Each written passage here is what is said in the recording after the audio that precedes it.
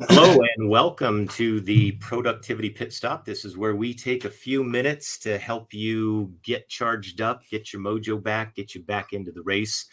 Our promise to you is we're going to give you some ideas, some golden nuggets that will help you triple your lead generation, double your sales conversion, and help you find more commissions out there. Nobody's going to put the money in your pocket unless you get out there. So today we've got network marketing extraordinaire Trey McAlister. Trey is a good friend of mine. We've known each other, maybe 10 years or so, Yeah. close to that. And Trey is a professional trainer and speaker on the topics of business networking, referral marketing, strategic alliances. His company, ETM International, focuses on effectively helping businesses create consistent referrals by delivering or developing stronger relationships with their clients, their vendors, and their employees. So we got the trifecta going there.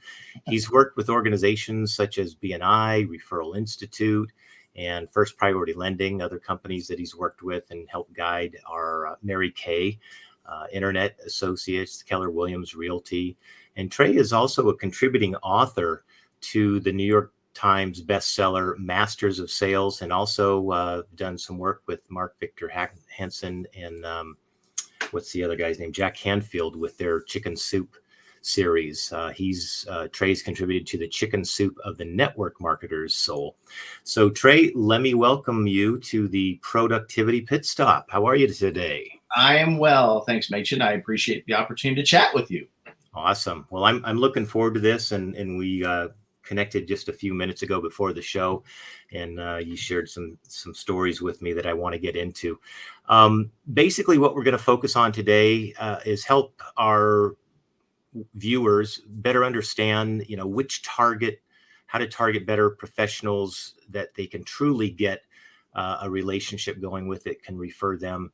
And also you have something called the simple tools, and a system to increase the return on investment. So I'd love to learn more about that. Can you tell us about the simple tools? Yeah, what I found, I've been in the marketing world for, now that I've realized this, we're ready to talk, almost 25 years, which is a really, really long time. That'll take anybody's breath away. Yeah, I said I can't be that old. And I found that even my experience, that even marketers don't necessarily like to market, most of them. Now there's some that do. And so if we can find some ways to make it simpler, in fact, I will occasionally tell people, look, if I can show you a way that you never, ever have to market again, would you be excited about that? And everybody raises their hand and gets excited about it. I say, when I find that, then I will be happy to share it. But for now, it's figuring out ways to do it more efficiently, more effectively, and save people the time so they can focus on what they love doing, which is the work that they do. And so there are a few processes that I use. One of the ones that I really like doing is sitting down with folks and going, okay, it's a 4-step process. What's your message? Who are you trying to get the message across to? Who are the folks that know those people? And then how do you train and educate those people, those individuals, to introduce you to the clients that you want? So very simple 4-step process. Now, each aspect of that takes a little bit more time and energy depending on where the client or the prospect is. But really, we start at that first message piece, because until we get a good message across, then we could be running around like chickens with our heads cut off, trying to find out how to get the clients that we want. And so that's one of the ways that I focus on helping people do it more efficiently and more effectively. So now tell me a little bit about how you help them craft that message. One of the things that I do is I create something I call a CAMP, a compelling, attractive marketing position, which just answers 2 questions. What's the problem the client has that they don't want? And what's the result or the outcome they want that they don't have? So tell me a little bit about how you go about it. Great question. And I don't necessarily have one of the things I enjoy when I hear you talk or read your books is that you've got a number of acronyms that make it really easy to to remember. And I don't really have a ton of acronym based ideas, but the big thing that links with what you were talking about is when you're looking at getting your message across, what is your the unique aspect that you have that you're trying to get across to people? Because most of the folks out there in the business world, there is competition. There are people that are in the same profession, even within the same, let's just say, geographic location. Mm-hmm. So what is it that makes you different, makes you unique, that makes you rise above the other competition, or even rise up to a particular segment of the population out there? Mm-hmm. I tell people all the time, even in the wacky world that we're in right now, there is plenty of business out there. Yeah. I mean, there's 7 billion people on this planet. In whatever area you're in, whatever you do, there are people out there that want and need what you have. Right. It's just that with all the messaging that's out there, with all the things that people are hearing, how do you cut through all of that?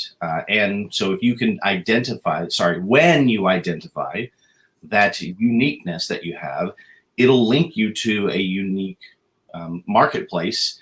And then you just spend as much of the time as possible getting in and around that marketplace. And then you've got open, receptive prospects, sometimes subconsciously knowing it, sometimes consciously knowing it. Mm-hmm. So it's that unique identifier of what it is that you do better, different than the other people around you in your particular field. So it's important to have that unique aspect of it. Do you find that sometimes the uniqueness comes from more of a personal lifestyle event that's maybe happened to that person versus just the business side? You're like, okay, I've got my MBA or I've got this designation or this experience, but it's more about something that's in kind of real life other than business that they can bring to the table? Yes. And actually the uniqueness could be, when I say segments, some people immediately go to whatever parameters, like, okay, companies of a certain size or a particular industry. But generally speaking, when I'm asking clients to really figure out what that is, those can be parts of it. But it roots back to the why do you do what you do, which frequently links to some story that they've had in their life. Like they like working with parents with kids because they got an opportunity to spend more time with their kids because of what they do. So that links them to other folks, which again identifies them as someone different than perhaps an individual that doesn't necessarily want to work with families per se. They prefer to work with individuals. So yeah, and it does sometimes when I'm working with people, it's just reminding them, okay, well, why did you get into what you did? Why do you do what you do? It's very much, I mean, when I was a kid, I moved from one part of the city to another part of the city at a time that was a little bit rough, which was going into middle school. And so getting pulled out and having to go in there, I had to create all new relationships. Well, what ended up happening is when I went to high school, both the sides of town funneled in the same high school. So I was not part of any of the cool groups, but I was that person who could connect to both sets of folks because I had known some early in it. I had known some in middle. So that I do a lot of that with what I work now, because it's how can you help people come together and be able to work together. And it's very similar. So those types of things, those past stories, those past experiences can really help identify why you do what you do, which then allows you to create that message that other people will be drawn to. Right. And look where you are now, connecting people and resources together. Yes. Right. I wish I'd realized it a few years earlier, but it really had to go, oh, that's kind of why I'm doing this kind of thing. So yeah. Even old dog can learn new tricks from time to time. So. Yeah, it's always interesting finding out, kind of the story of how somebody got to where they are, and then connecting the dots. Earlier, before we went live, you were telling me, I think, about an event planner that kind of put all that into practice. Can you tell us a little bit about that story and how that worked out? Yes, sure. Would love to, because it's one of the again, it ties in with the whole the family thing resonates with me. And what it showed is that, okay, she had a great message. She knew roughly the type of clients that she wanted, and now it was a conversation of, okay, who are the people that you can get around, and then educate and train those people to bring the types of clients you want. Now, the nice thing about it is when she embraced the system and did it, she actually created a relationship with an individual that she met with on more than a weekly basis. They would generally meet a couple times a week, and learned to develop this relationship of trust where they would pass business back and forth. Now, it does tie into the fact that they were both business people, but she created a system, and she's a little bit of an anomaly, because I like to talk to businesses about going, let's find professions that deal with the same types of clients. Mm-hmm. For example, an acupuncturist, really great at what they do, may not like to market as well. Can they talk to chiropractors? Can they talk to physical therapists? Can they talk to that type of thing? So that's a simpler way and an easier way to do it. Mm-hmm. But this individual, this event planner, actually developed a relationship with an IT consultant, and not really in the same fields, but what made it work so well is that they made a commitment to one another to work together. And by doing that, they were able to pass business to each other, because they just concentrated a little bit of their time, not the 168 hours in a week, but a little bit of the time to help one another, and just created an ongoing system of passing businesses. And this event planner was a single mother, and by doing these things was able to create enough business to where she could take more time and do the things with her son that she wanted to do. And so it was really fun to see putting a system in place, getting the type of business, and allowing her to do what she really wanted to do, which was spend more time with her son. Yeah. So. See, I think that's great, and what a lot of times I find people that get into business is they sometimes have this perception that they're not going to be able to create a business or a life that they want. And they kind of go down this road of making it tough for themselves versus just kind of finding the flow in it, right? It happens all the time. Yeah. And I don't know. I mean, I grew up in a time where you hear repeatedly, work hard, work hard, work hard, work hard, work hard, work hard. And again, I believe that work is involved, but it can be done smartly. And it doesn't mean that you have to work all 168 hours in a week, or 80, 90, 100 hours in a week. And when the other fun thing is to see people do things and actually say, you know what, I'd probably do this even if I didn't get paid, because they enjoy it so much, and they've made it to be more than just work, and they've been able to balance that with the other aspects of their lives that make them happy. So yes, but again, stuff gets thrown at us from the world and whatnot, and it's just a matter of, okay, how can we help?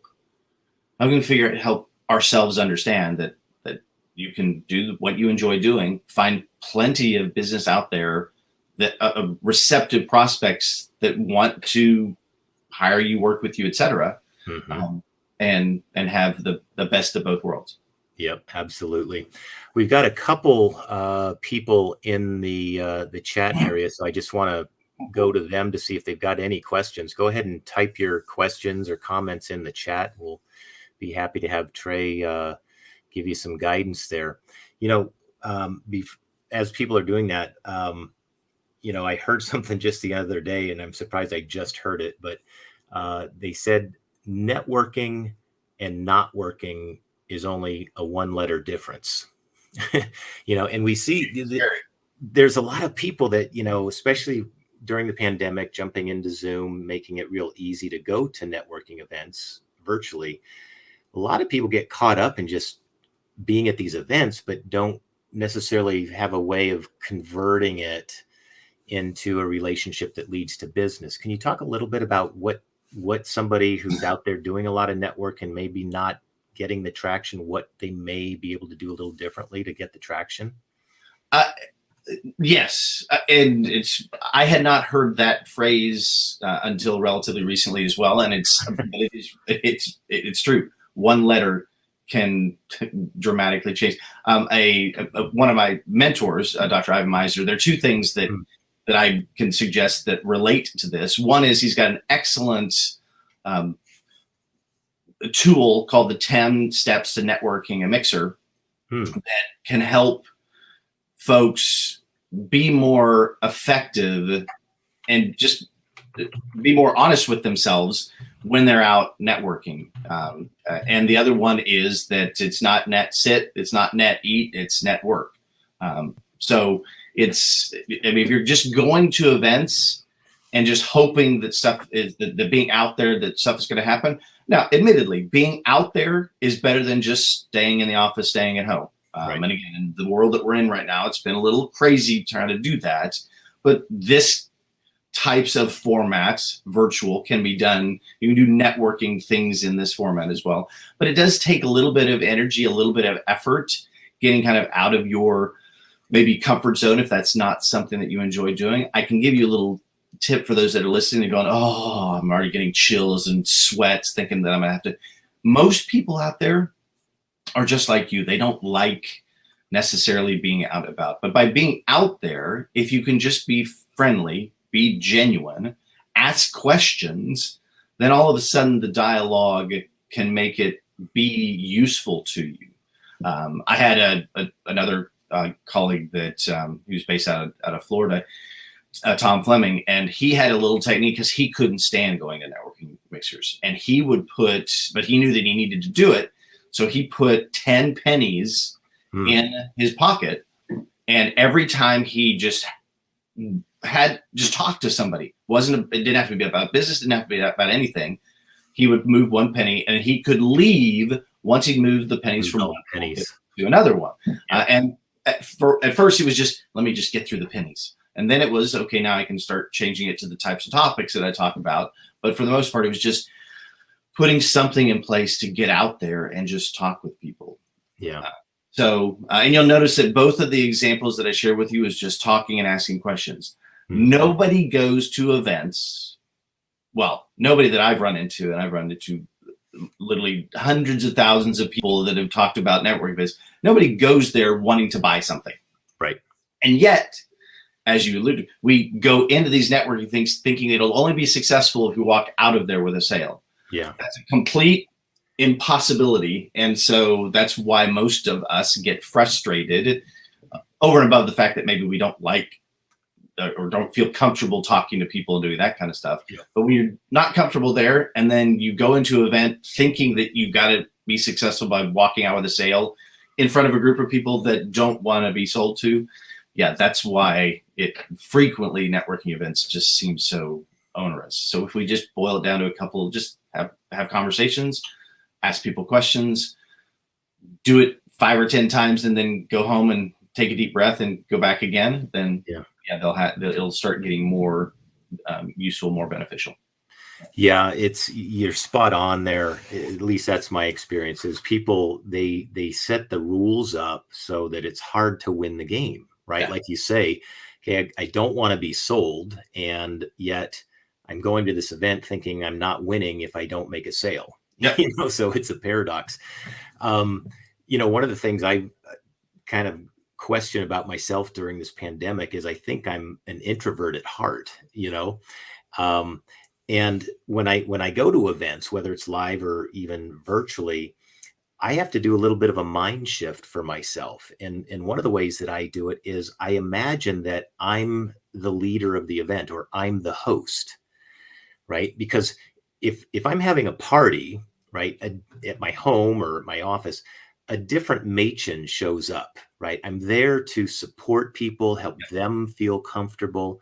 And I find if I take on that persona, if you will, at an event, not to overshadow the actual host, right? I'm not trying to, shine brighter than them, but just in the little pods or, breakouts or things of that nature, is taking that role and having a couple questions ready, right? Like one of my, questions that I throw out there to people is, so, what's work teaching you about life right now?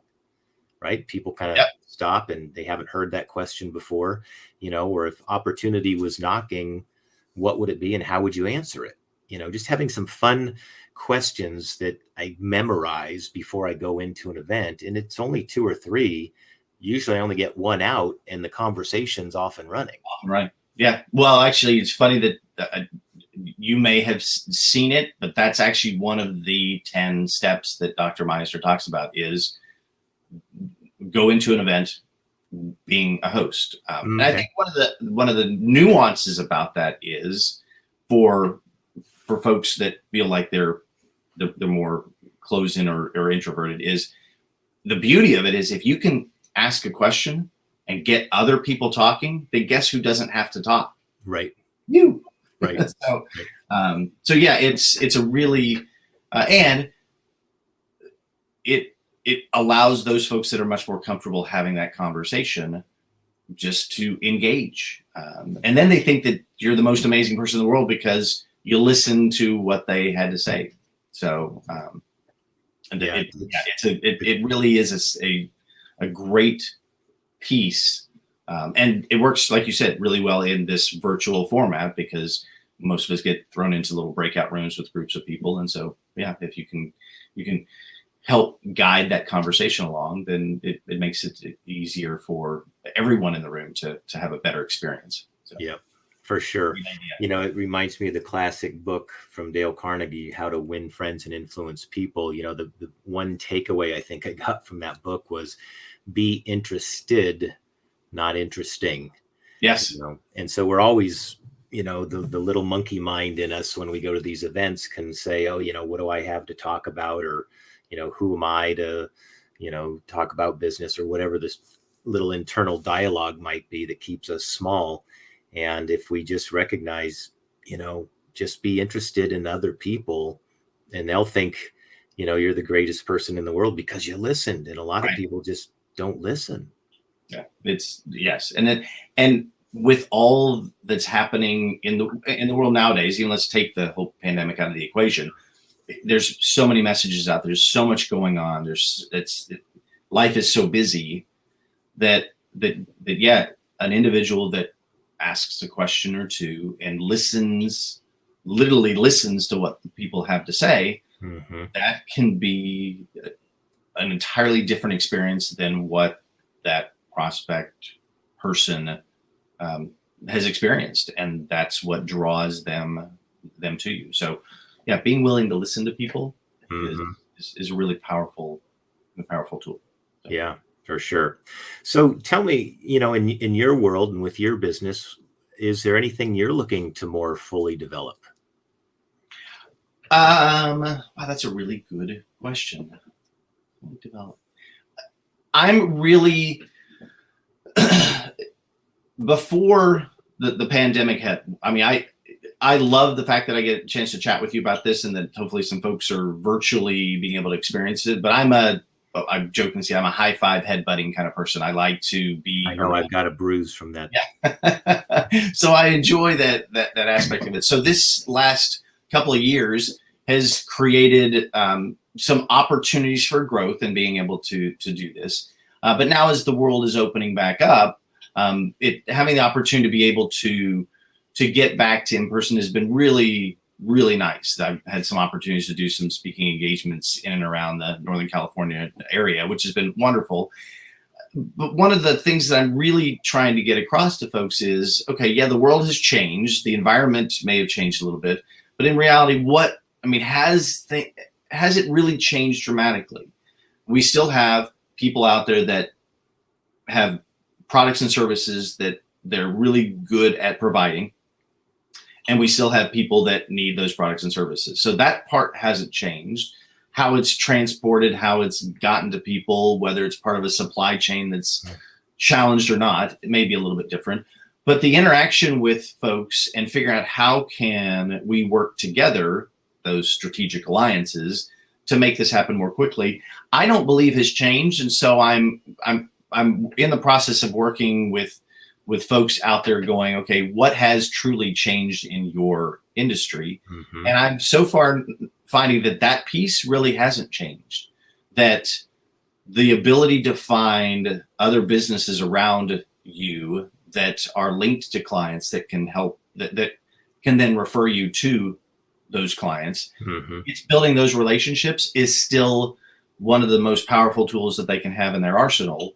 And it may take, okay, there may be some situations where you have to have more of these kind of interactions. Yeah. But the ability to be able to find those people in your communities, in your economic landscapes, that can help you strategically work together to find more prospects and clients, that part hasn't changed. And so I am, one, it's been refreshing to know that overall that hasn't changed. But two, it's just getting people to remember that even with all the craziness and the chaos, let's get back to those simple things and go, okay, what worked? And let's get back to doing those things that work. Because I'm as bad as the next person, where I would have conversations with people and say, okay, well, so this area, this time frame of your business worked really, really well. So what were you doing? This, and this. So what are you doing now? Oh yeah, I'm not doing this, and this. So it's just a matter of, okay, let's go back to going to those same things and see if they work again. And lo and behold, most of the time they actually do. So it's really just getting out there and having an opportunity to talk to people and remind them, hey, let's get back to the simple things. Which again, in the world that we live in, it's kind of refreshing to be able to get people to go, oh yeah. I don't have to relearn a whole new world. It's just maybe adapt it a little bit, but still focus on those basics. So it's getting a chance to be able to do that. Yeah, no, I totally can relate to that. I've gone into, businesses and I ask, what's your marketing plan? And they'll say, A, B, C, D. And then I'll ask, where did you get your last 10 or 20 clients? And they're like, well, that was QSRW. Yeah. And I'm like, why the disconnect? Let's just go back and double down on QSR and W. And they're like, it really worked well. Yeah. They're like, and we have to pay you for that advice. It's like, well, I did remind you. Yes, exactly. It's been 6 months since you actually did that. So I think that's pretty fair. So no, and I mean, we're humans, and the humans, we can complicate just about anything. I haven't looked recently, but about 6-8 years ago, at the time that I looked at an article, there were 7 different ways to tie your shoe. To tie a shoe, how simple a thing is it? Yeah. And we need 7 different ways, another maybe more, but it's just why do we have to complicate everything? Yeah, it's the new math, right? Yeah. Thinking solves problems, overthinking creates them, and we've got a bunch of overthinkers, I think. Yes, we won't go down that pathway because right. A little bit challenging. It's like and just hurt our heads too much. So, but just it is. It's just if we can just help people, because again, my experience, and I'm sure you run into that.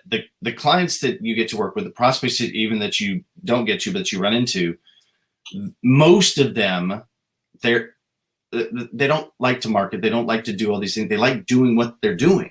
Yeah. And when they really love doing that, if we can get them to spend more time doing that, that's the biggest reward, and it's the biggest reward for me. It's the biggest reward for the client, and it's the biggest reward for the prospects, because they need that. And they now have somebody that truly is passionate and love what they do, and just getting around more people that need what they have to provide. So exactly. To that point, working smarter and having some quote systems in place to be able to get back to doing what they love to do.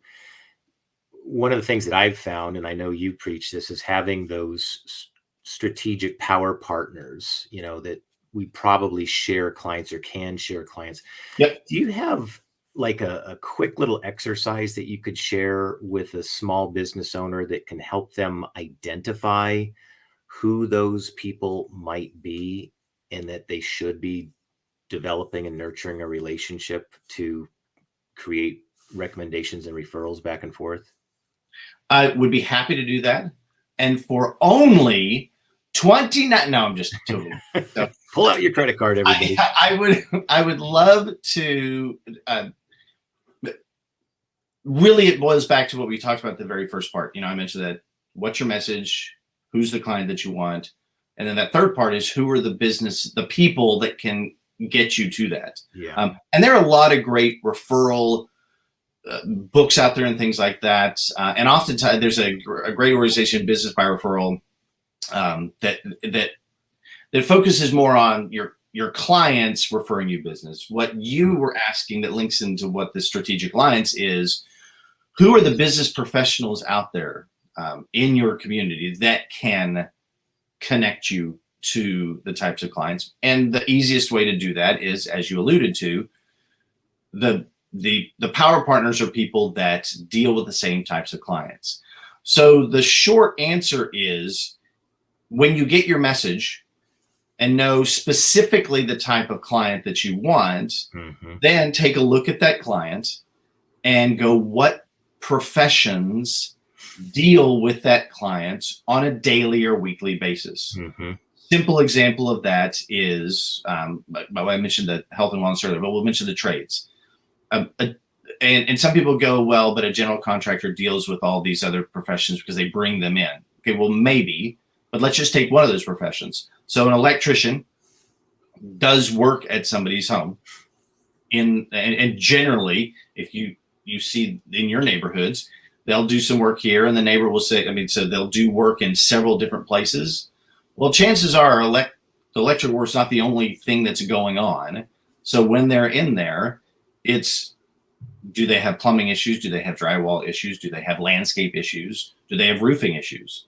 So that electrician is much more likely to be able to refer the roofer, the plumber, the drywall person, than even me. And I tell people all the time, I've been doing this referral marketing training and education for now going on roughly 20 years. I'm relatively to pretty good at it.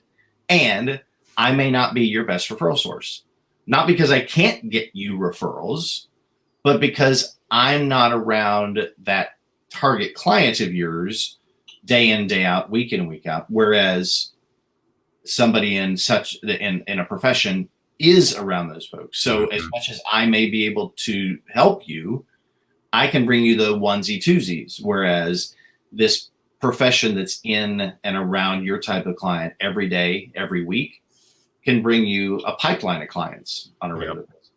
So the simple answer it's not necessarily easy, because it does require somebody to go and I love, in fact, I was just talking to a real estate agent yesterday saying, I love real estate agents. Do I know a lot about it now? Yes, I do a lot more, but I hire them because they're the service provider. They know how to do it.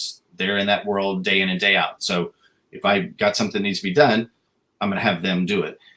And I frequently will hear them say, well, I can help anybody wanting to buy or sell a home. And they might be able to, but they probably don't want to. And secondly, that message isn't clear enough to get people to help to go, okay, I know exactly the type of client that you want and I can refer them to you. So getting them to specifically say, I want to work with first-time homebuyers, or I want to work with empty nesters, allows people to go, okay, what are the parameters about that type? Let's just say empty nesters. What defines an empty nester? Who are the other people that deal with that type of person on a regular basis? And those professions would more likely be able to refer that real estate agent those particular types of clients that are exactly what they want to have as a client. Yeah.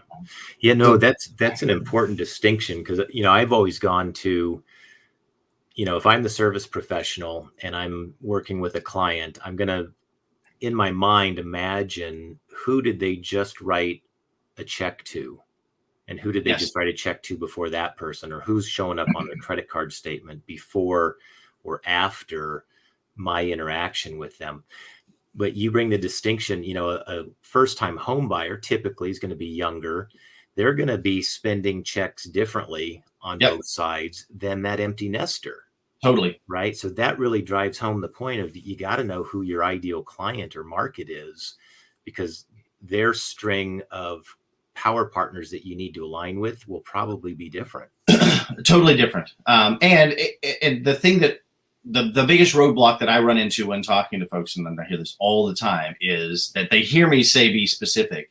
And they go, well, but that means that if I do this, they're hearing I can't work with any of the other people. If they get handed, let's just define them to the empty nesters. If they keep talking on that, because A, they love working with those people, they know it inside and out, which means it's going to happen much more quickly, much more effectively, much more efficiently. The clients are going to love them.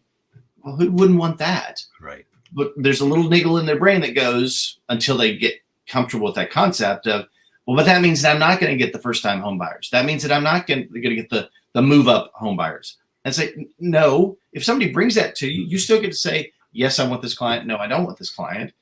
But what you've done is you've created a picture that these professions out there can hear.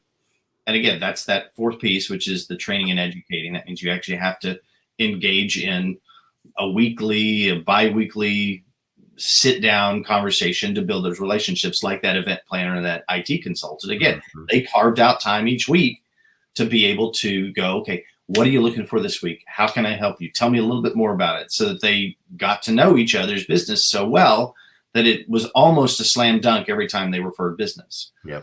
But it's getting people to go, okay, if I can create that picture that then is easy for other people in their heads, because we've got all that stuff rattling around in our brain. Yeah. And that's, I'm not a scientist. My son is actually going to college to be that, because he's that smart, takes after his mother.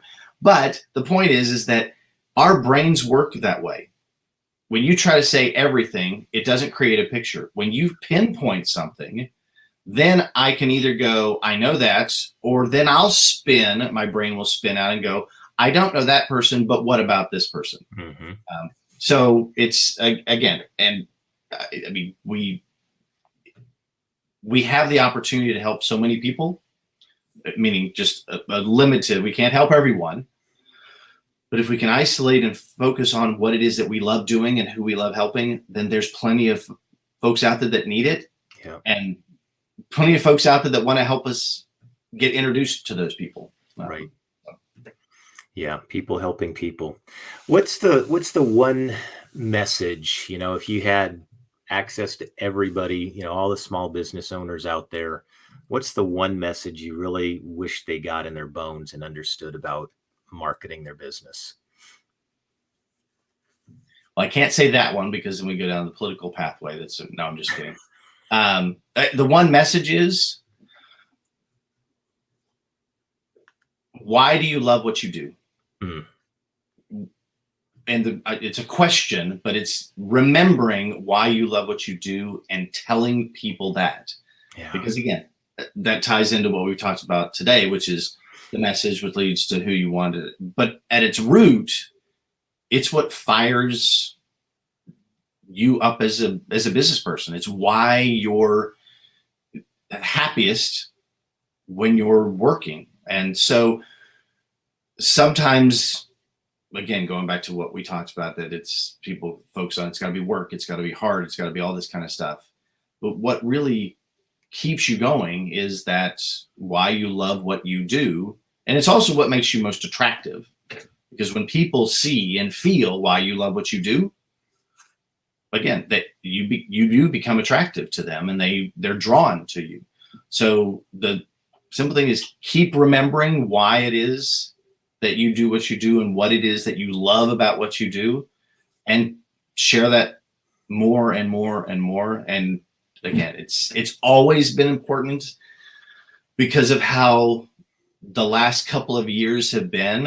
I think that the love aspect, the joy aspect of life has gotten a little shaded over occasionally. And so we, as those small, medium enterprises that have run the world since however long it's been, from a standpoint of moving it forward and helping our communities, it does root back to just letting people know why you love what you do. It'll make it easier to get clients. It'll make it easier for you to enjoy the work that you do, and it'll be even a bigger impact on the communities. So that'd be what I would say. Love it. Yeah, the big question: why? Why are you?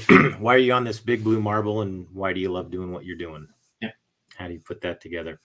So, Trey, I want to thank you for being on the Productivity Pit Stop. If somebody wants to get a hold of you, what's the best way to do that? Probably the easiest thing to do would be to, email seems to be the way to go about doing it. Trey at TreyMcAlister.net is, I gave you that one, but Trey, it's even easier. Trey at TreyMcAlister.net, or you can go ahead and put that one up there as well. Okay. I'm in Northern California, but Trey at TreyMcAlister.net. I didn't get the .com because somebody had already had it years ago, but I thought, hey, how convenient. I'm into referral marketing and networking, and so .net is perfect. So Trey at TreyMcAlister.net. And I apologize. I think I'd forgotten that I'd given you that one. So I was trying to make it even easier. Yep. Trey at TreyMcAlister.net. Right. You're a master of wizardry getting things. Yeah, that's probably the easiest way to do it. And I'm happy to, again, I appreciate the chance to chat with you. It's always fun going over ideas, but I thank you for the chance to be able to share some ideas. Hopefully people can take advantage of it. And again, if they just want to reach out and go, you know what, you said this, what did you mean by that? Happy to chat. Perfect. Yeah. Well, Trey, I want to thank you. You've definitely have been a part of my business growth over the years and giving me some little nuggets here and there and some guidance and coaching. So I appreciate that. I appreciate you. And hopefully everybody that was listening to this or listening to the replay got a couple nuggets that can help them get a couple more clients and referrals. So thanks for being on the show, and we will see you out at the networking events. Cool. Thanks, Machen. I appreciate it. Bye, everybody. Take care.